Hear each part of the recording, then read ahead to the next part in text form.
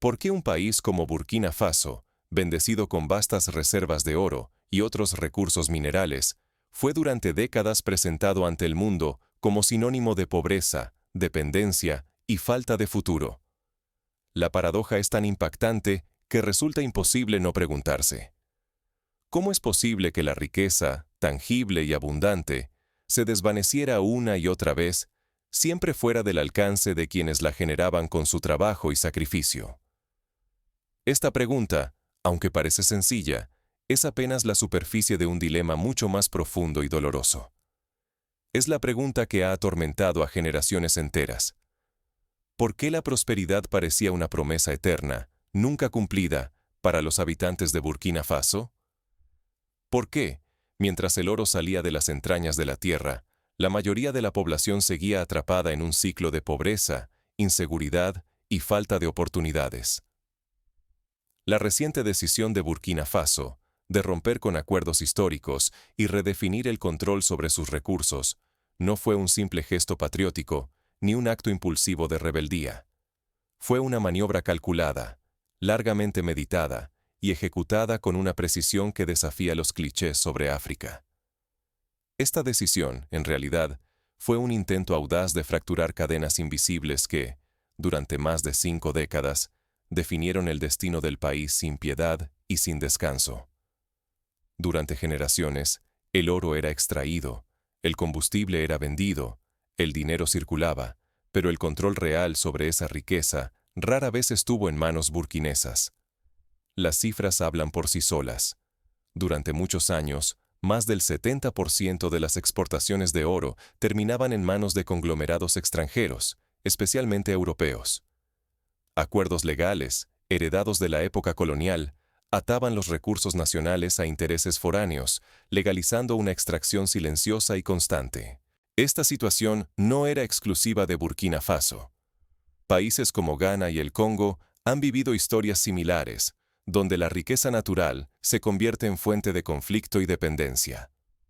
El oro y los billetes cruzaban fronteras sin ruido ni escándalo, mientras la mayoría de la población seguía atrapada en la pobreza y la inseguridad.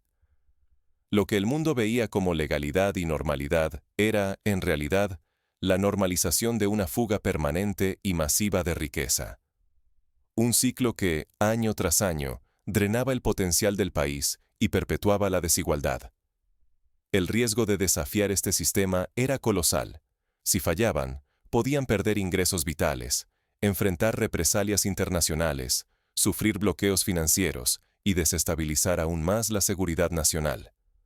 Pero si triunfaban, Burkina Faso podría convertirse en faro para todo un continente y desafiar el viejo orden económico global, inspirando a otros países a seguir el mismo camino. Para comprender cómo llegaron a este punto de quiebre, primero hay que explorar la historia de una dependencia cuidadosamente legalizada y disfrazada de normalidad. Es necesario retroceder en el tiempo, hasta los años en los que se firmaron los primeros acuerdos internacionales, muchos de ellos bajo presión o en condiciones desiguales, que ataban las manos de los líderes africanos recién independizados. La historia comienza mucho antes de la independencia formal, en un periodo donde las reglas no las escribía el pueblo de Burkina Faso. Es en ese contexto donde se teje la telaraña legal que mantuvo al país atado durante tanto tiempo. Por ejemplo, en los años 60 del siglo XX, poco después de la independencia, Francia y otras potencias europeas negociaron tratados que garantizaban privilegios casi ilimitados a sus empresas.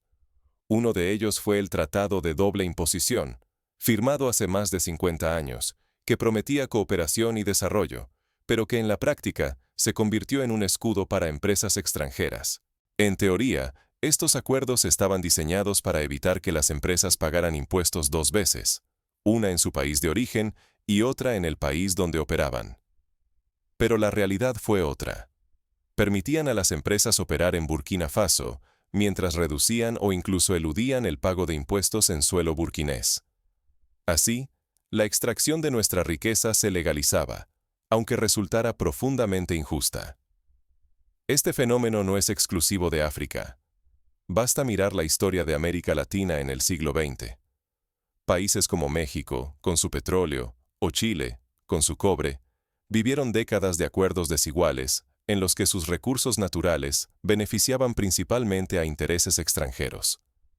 Solo tras rupturas dolorosas y, en ocasiones, crisis sociales, lograron recuperar cierto control sobre sus riquezas. Mientras nuestro oro era arrancado de la tierra y el combustible se desplazaba silenciosamente más allá de nuestras fronteras, las ganancias volvían discretamente a Europa.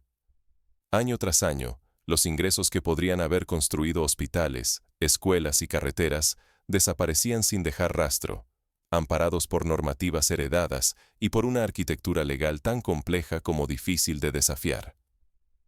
La economía nacional cedía sus recursos vitales a cambio de ayudas y préstamos internacionales, siempre atados a nuevas condiciones que rara vez beneficiaban a la gente común. El sistema parecía técnico, neutral, casi inevitable. Pero en realidad era una trampa perfecta para mantenernos dependientes. Las utilidades de las empresas extranjeras fluían hacia el exterior, mientras nuestra población soportaba precios elevados, servicios precarios y una economía frágil.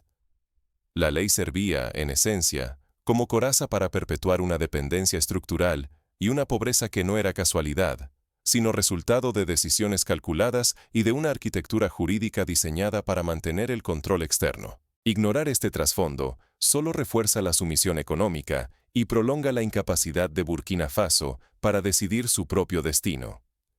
Si no identificamos la raíz del problema, cualquier reforma será apenas un parche, incapaz de cambiar la historia. Sin embargo, todo comenzó a transformarse cuando Burkina Faso tomó una decisión histórica: desafiar el viejo sistema y retomar el control de sus propios recursos.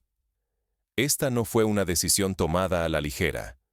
Durante años, expertos, activistas y líderes comunitarios denunciaron la sangría de riqueza y la necesidad de un cambio radical. Documentos internos del Ministerio de Finanzas, que circularon en secreto durante años, demostraban cómo el país perdía cientos de millones de dólares cada año por la evasión fiscal y la fuga de capitales. Pero este nuevo rumbo no estuvo exento de riesgos ni de presiones externas. ¿Qué sucede cuando un país pequeño decide enfrentarse a los intereses globales que han dictado su destino durante décadas? ¿Qué ocurre cuando un país decide dejar de financiar su propia debilidad y reclama el derecho a decidir su destino? Un ejemplo concreto es lo que ocurrió en febrero del año 2023. El gobierno de Burkina Faso dio un giro histórico, rompiendo el tratado de doble imposición que durante décadas había permitido a empresas extranjeras, principalmente francesas, operar con privilegios fiscales. Estas compañías, que manejaban desde la extracción de oro hasta la distribución de combustibles, pagaban poco o nada de impuestos, drenando los recursos nacionales y fortaleciendo el control externo sobre la economía. Con la ruptura del tratado, todas las empresas, sin excepción, tuvieron que someterse a la ley fiscal nacional. Se cerró la puerta a la fuga legal de capitales. Por primera vez en mucho tiempo, el oro, el combustible y otros minerales dejaron de salir silenciosamente del país para enriquecer a otros. La recaudación tributaria, antes desvanecida en el extranjero, comenzó a quedarse y alimentar prioridades urgentes: seguridad, abastecimiento y logística nacional. El dinero sirvió para equipar a los soldados que protegen a los pueblos, mejorar las rutas de suministros y fortalecer al Estado ante desafíos internos y externos. Pero el precio de recuperar el control fue inmediato y alto. Voces influyentes de fuera calificaron a Burkina Faso como un país riesgoso, inestable y poco apto para la inversión extranjera. Amenazas de aislamiento financiero y presiones diplomáticas se hicieron sentir, buscando revertir una decisión soberana. Hubo advertencias de cortes en la cooperación internacional, reducción de líneas de crédito y hasta amenazas veladas de sanciones comerciales. Sin embargo, el país resistió. El control de la energía, durante años en manos foráneas, fue asumido por burkineses. Los beneficios de la producción energética y minera ahora permanecen y circulan dentro de Burkina Faso, multiplicando oportunidades y reduciendo la dependencia de capitales externos. Este cambio no solo fue económico, sino también simbólico. Por primera vez en décadas, los burkineses podían sentir que su trabajo y su riqueza estaban al servicio de su propio futuro. Muchos pronosticaron caos y colapso económico. Ocurrió lo contrario. El país demostró una resiliencia inesperada y una capacidad de decisión que incomodó a quienes se beneficiaban del viejo sistema. Los temores eran reales, las presiones intensas, pero perpetuar el pasado era negar el futuro. Incluso en los mercados informales, los comerciantes notaron una mejoría. Había más circulación de dinero, más consumo local y, sobre todo, un nuevo sentido de esperanza. Así, Burkina Faso eligió el camino difícil, transformando vulnerabilidad en fortaleza y sometimiento en dignidad. Las consecuencias de esta decisión se sintieron más allá de sus fronteras, inspirando preguntas y movimientos en toda la región del Sahel. Niños en las escuelas comenzaron a aprender sobre la importancia de la soberanía y el control de los recursos, y en las universidades se multiplicaron los debates sobre modelos económicos alternativos. Pero, ¿cómo se vive este cambio en las calles y en la vida cotidiana de la gente? La transformación del país no solo se mide en cifras macroeconómicas, sino en la realidad diaria de quienes han decidido no volver atrás. Agricultores, pequeños comerciantes y jóvenes emprendedores han comenzado a recibir microcréditos financiados con los nuevos ingresos fiscales. Las campañas de vacunación, antes intermitentes por falta de fondos, ahora llegan a más aldeas. ¿Puede una alianza regional cambiar el destino de toda una región? La experiencia de Burkina Faso sugiere que sí. Las presiones y acuerdos injustos que sufrió el país no son casos aislados. Se repiten una y otra vez en el Sahel, donde durante décadas, tratados diseñados desde el exterior han debilitado la soberanía y perpetuado la dependencia. Sin embargo, una ola de cambio recorre estos países. La creación de la Alianza de Estados del Sahel, formada por Burkina Faso, Malí y Níger, supone un punto de inflexión histórico. Esta unión trasciende lo simbólico. Es un escudo colectivo y una plataforma para la cooperación real. Juntos, envían una advertencia clara a quienes explotan las divisiones regionales. África puede actuar en defensa propia y escribir sus propias reglas. Coordinándose, estos países recortan el margen de maniobra de actores externos que imponen amenazas económicas o intentan aislarlos políticamente. Al mismo tiempo, lanzan un mensaje sin ambigüedades. El continente africano tiene derecho a decidir su destino, aunque eso incomode a quienes prefieren una región fragmentada y débil. Lo que está ocurriendo en el Sahel no es una revuelta impulsiva, es una corrección histórica. Los pueblos han entendido que la resiliencia empieza al recuperar el control de sus recursos y negar el papel de simples espectadores en su propio futuro. Esta nueva cooperación rechaza jerarquías externas y se basa en el respeto mutuo, no en imposiciones ni ayudas disfrazadas que perpetúan la subordinación. La independencia genuina no significa cerrarse al mundo. Significa poder elegir socios en igualdad de condiciones, sin aceptar reglas dictadas desde fuera. Este giro desafía el statu quo global y prueba que, si África actúa unida, puede romper cadenas antiguas y abrir caminos inéditos hacia la prosperidad. Ejemplos históricos como la Comunidad Andina de Naciones en América del Sur o la ASEAN en el sudeste asiático demuestran que la integración regional puede ser la clave para resistir presiones externas y negociar en mejores condiciones. Pero el riesgo persiste. Forjar alianzas sólidas rompe la fragmentación y debilita el control externo, sí, pero también provoca campañas de división, intentos de desprestigio y nuevas presiones. La unidad es una fuerza poderosa, pero conservarla exige claridad, estrategia y una visión compartida para enfrentar desafíos presentes y venideros. La experiencia de la Unión Africana, que ha enfrentado retos similares, demuestra que la perseverancia es clave para mantener la cohesión. Burkina Faso está en una encrucijada. Cada decisión moldea no solo su futuro, sino el de toda la región. ¿Podrá esta alianza resistir las tempestades que se avecinan? ¿Serán capaces estos países de construir instituciones sólidas y transparentes que garanticen la sostenibilidad de los cambios? ¿Qué puede aprender toda África y el mundo de la experiencia de Burkina Faso? La primera lección es que romper acuerdos injustos no basta. Lo esencial es trazar líneas rojas bien definidas y actuar siempre en coherencia con ellas. La dignidad nacional comienza cuando un país determina qué no está dispuesto a tolerar y lo defiende, aunque eso incomode a quienes antes se beneficiaban del sistema. La independencia real no significa cerrarse, sino elegir con quién y cómo cooperar, siempre según el propio interés. Burkina Faso no rechazó la cooperación, la redefinió bajo sus prioridades, exigiendo respeto y reciprocidad verdadera. Un ejemplo concreto es la renegociación de contratos con empresas mineras chinas, donde el gobierno exigió cláusulas de responsabilidad social y ambiental. La transparencia es fundamental. Acuerdos públicos, gestión clara de los recursos y vigilancia constante sobre las negociaciones son claves. Solo así se rompen los ciclos de opacidad que permiten el abuso y la evasión, asegurando que la riqueza nacional permanezca y crezca en casa. Países como Noruega, con su fondo soberano alimentado por el petróleo, han demostrado que la gestión transparente puede transformar un recurso finito en prosperidad duradera. Diversificar alianzas es otro pilar esencial. Depender de un solo socio, mercado o recurso perpetúa la fragilidad. La fortaleza reside en poder comparar, elegir y exigir condiciones dignas a todos los actores internacionales.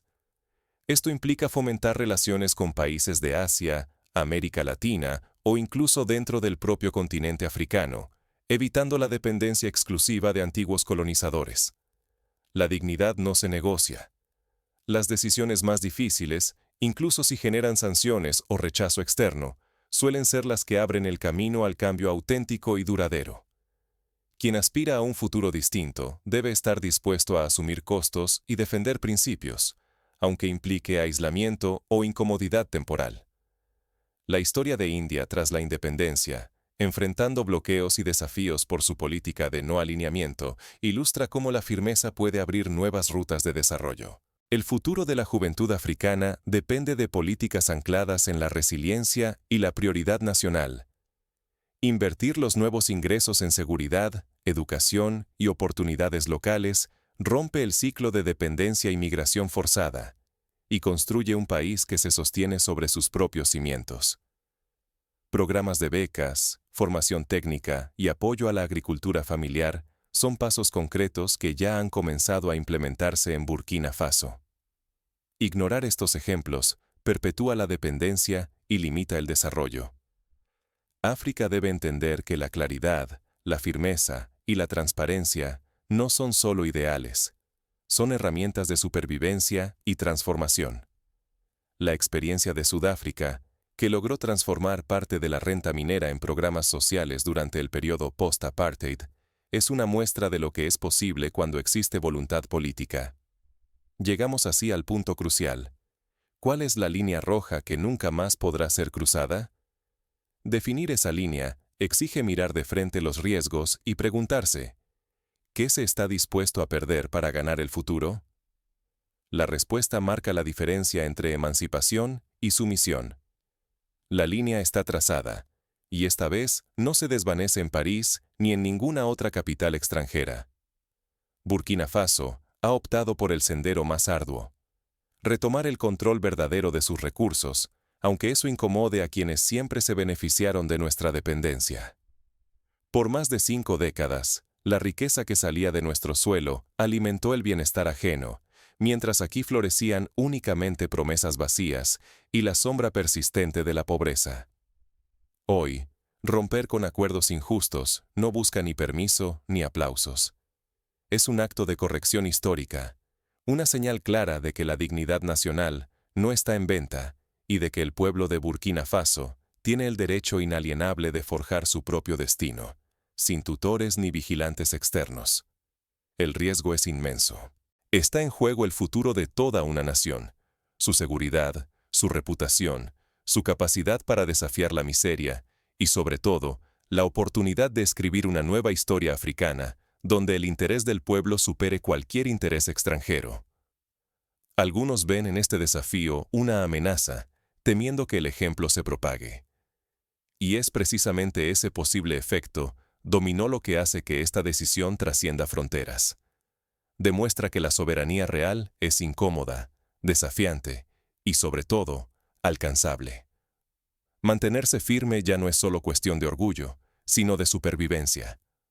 Si retrocedemos, si dejamos que regresen las viejas fórmulas, perderemos mucho más que riqueza. Perderemos la dignidad ganada y el derecho a decidir nuestro rumbo. Por eso, esta línea marcada hoy no debe borrarse, porque detrás de ella se encuentra el futuro de Burkina Faso, y con él, la esperanza de una África transformada. El desafío está lanzado, la elección es clara, y el mundo observa cómo, finalmente, la historia comienza a escribir